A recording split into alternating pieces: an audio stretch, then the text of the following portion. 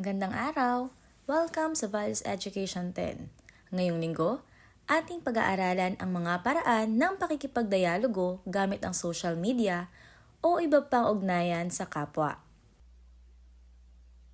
Para sa pamantayang pangnilalaman, natutuhan ng mag-aaral ang pag-unawa sa pakikipagdialogo gamit ang social media o iba pang ugnayan sa kapwa. Para sa pamantayan sa pagganap, na isasagawa ng mag-aaral ang mga wastong paraan ng pakikipagdialogo gamit ang social media o iba pang ugnayan sa kapwa.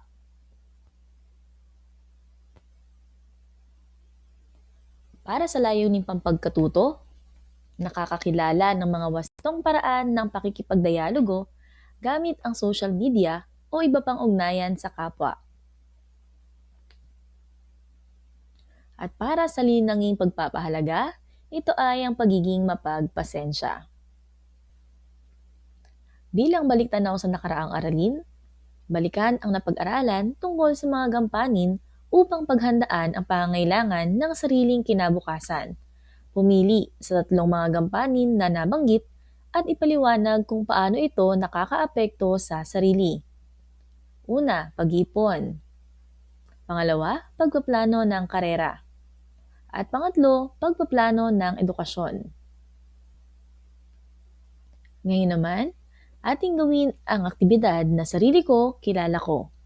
Bilang panuto, suriin na mabuti ang mga pahayag at ilahad ang antas ng iyong pagsang-ayon o hindi pagsang-ayon sa mga ito. Gamiting batayan sa pagsagot ang mga antas na nasa loob ng kahon.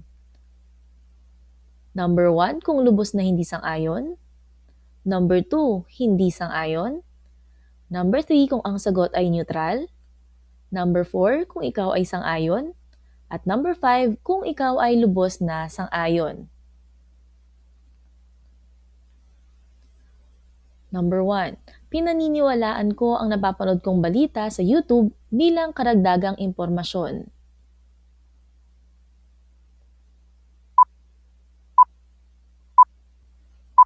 Pangalawa, sinusuri ko muna ang mga ebidensya at nag-iisip na maraming posibleng panig bago ako magbigay ng komento sa isang issue.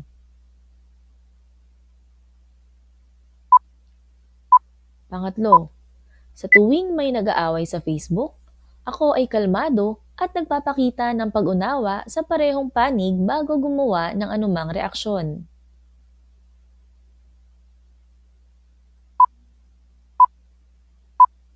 Ikaapat, kapag may nakagawa ng pagkakamali sa akin, ibinabahagi ko ito sa aking Facebook account para malaman ng nakararami.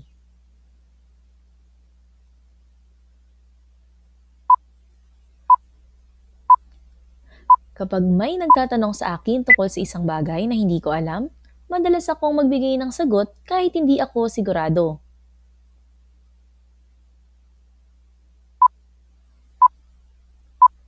Pang-anim, bago ako mag-post ng isang komento o mensahe online, iniisip ko muna ang posibleng epekto nito sa damdamin at kalagayan ng taong makakatanggap.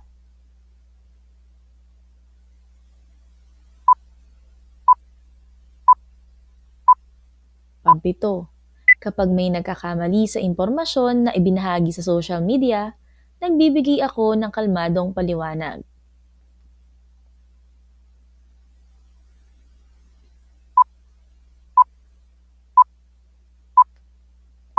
Pangwalo, kapag nakakakita ako ng negatibong komento sa social media laban sa isang tao, madalas kong hindi pinapansin o hindi kinokondena ang ganitong uri ng pang-aapi.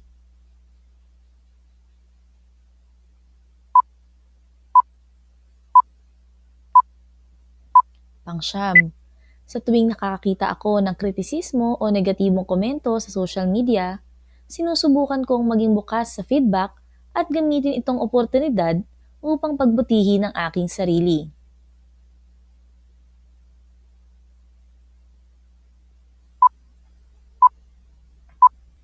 At panghuli, bago ako makisali sa isang diskusyon sa social media, sinisiguro kong may sapat na kaalaman ako sa paksa at handa akong makipag-ugnayan ng may respeto sa iba't ibang pananaw.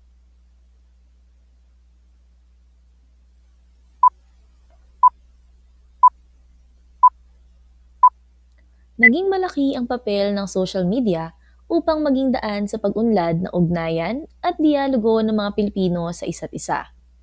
Sa kasalukuyan, kahit ang mga mag-aaral sa mababang antas ay marunong gumamit ng iba't ibang social networking sites tulad ng Facebook, Instagram, Messenger, WeChat at iba pa bilang media upang panatilihin at palakasin ang kanilang ugnayan sa iba. Ayon kay Gu noong 2022, may iba't ibang paraan upang makipag-ugnayan sa ibang tao tulad ng pag-iwan ng mga komento sa partikular na mga pangyayari, pag-upload ng mga larawan, o pagbabahagi ng kanilang mga buhay kung kailan nila gusto. Kaya naman, ang mga issue tulad ng hate speech, cyberbullying, at fake news ay laganap at patuloy na nakaapekto sa ugnayan ng bawat tao. May mga wastong paraan ng pakikipagdialogo gamit ang social media. Una, magkaroon ng respeto. Ang respeto ay ang pagtanggap at pagpapahalaga sa opinyon ng iba online. Hindi paggamit ng masasakit na salita o panlalait sa chat o komento. Ito rin ay ang paggalang sa karapatang magpahayag ng bawat isa. Halimbawa, sagutin ang iba ng may dignidad kahit hindi ka sumasang-ayon. Pangalawa, marunong makinig. Ang pagiging bukas sa pagtanggap ng iba't ibang pananaw ay nagpapakita ng pagpapahalaga sa kapwa. Sa pamamagitan ng pagiging mapanuri at pagtanggap sa mga iba't ibang ideya, nagkakaroon tayo ng pagkakataon na matuto at magbago ng ating sariling pananaw. Pangatlo, maging maingat. Iwasan ang pag-post ng mga impormasyon na pwedeng makasakit o magdulot ng maling akala. Mag-ingat sa pagbabahagi ng personal na impormasyon sa social media.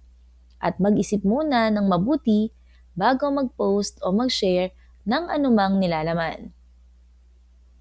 Tandaan, ang pagkakalat ng maling impormasyon ay maaaring magdulot ng pinsala at kaguluhan sa karamihan.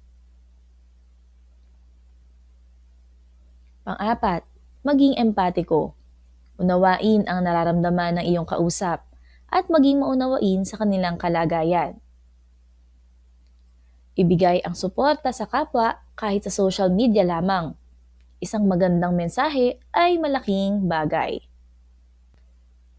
Halimbawa, pagpapadala ng mensaheng nagpapakita ng pag-unawa at pagmamalasakit sa kapwa. Panlima, pagiging panuri. Ang social media ay puno ng impormasyon at hindi lahat ay totoo o makatotohanan.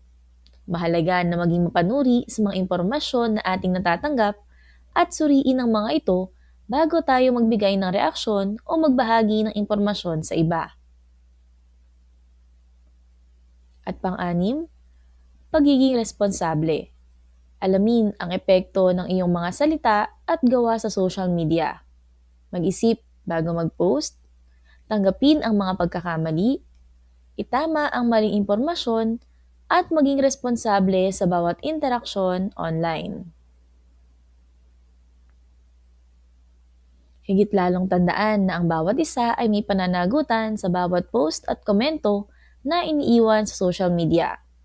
Dapat panatilihin ang pagiging responsable sa mga gawa at siguruhing hindi nagpapakalat ng hindi tama, nakakasira, at nakakasakit na mga impormasyon.